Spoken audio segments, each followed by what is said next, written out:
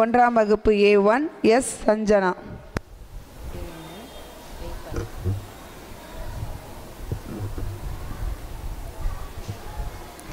அனைவருக்கும் வணக்கம்.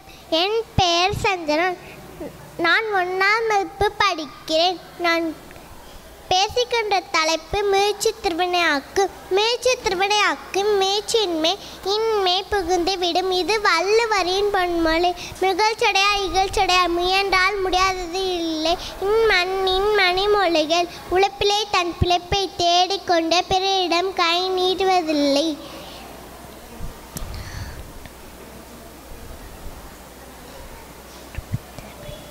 என்று புத்தர் கூறுகிறார்.